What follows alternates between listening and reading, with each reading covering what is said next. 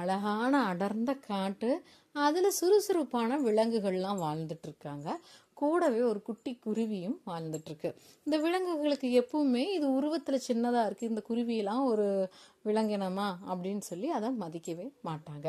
இந்த மாதிரி சூழ்நிலையில் ஒரு தடவை காட்டு தீ வெயிலின் காரணமாக பரவ ஆரம்பிக்குது. ஒரு பகுதியில் தீ பிடிக்க ஆரம்பிச்சிருச்சு.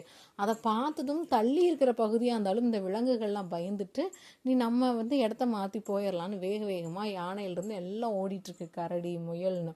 அப்போ இந்த குருவி மட்டும் நம்மளோட கடமை இந்த காட்டை காப்பாற்றுறதுன்னு சொல்லி அருகில் இருக்கிற ஆற்றுல இருந்து அதனால வாயில் எவ்வளோ கொண்டாட முடியுமோ அந்த தண்ணியை கொண்டாந்து கொட்டிட்டு தீ அணைக்க முயற்சி செஞ்சுது.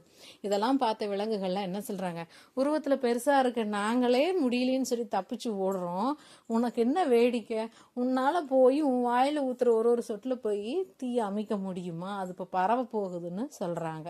அப்போ அந்த குருவி சொல்லிச்சு, புரியுது, என்னால் முடியுமான்னு நான் யோசிக்கல, என் கடமை என்னன்னு தான் நான் யோசித்தேன். நான் மட்டும் தப்பிச்சா பத்தாது இல்லையா, என் கடமையை நான் செஞ்சுட்டு அது கடமை நிறைவேறினாலும் சரி இல்லைனாலும் சரி என்னால் முடிஞ்ச முயற்சி நான் செஞ்சே தீருவேன்னு சொல்லி அது பேசிக்கிட்டே அதோட வேலையை பார்க்குது. இதெல்லாம் கேட்டதும் மற்ற பெரிய விலங்குகளுக்கெல்லாம் ரொம்ப அசிங்கமாக இருந்துச்சு. உருவத்தில் சின்னதாக இருந்தாலும் அதுக்கு இருக்கிற கடமையும் அது நினைக்கிற முயற்சியும் நம்ம செய்யாமல் விட்டுட்டோமேனு உடனே யானையும் போய் தும்பிக்கையால் எவ்வளோ தண்ணி உரிய முடியுமோ உறிஞ்சு அணைக்க ஆரம்பிக்குது. கரடியும் மான்களும் காலாலேயே எவ்வளோ மண்கள் எடுத்து தூவ முடியுதோ, எவ்வளோ மண்கள் வீசி தீயை அணைக்க முடியுதோ முயற்சி செய்கிறாங்க.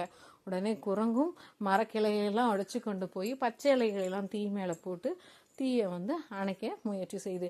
இப்படி ஒவ்வொரு விலங்குகளும் தன்னால் முடிஞ்ச முயற்சியை செஞ்சு காட்டு தீயை அமைச்சிட்டு குருவிக்கு நன்றி சொன்னாங்க.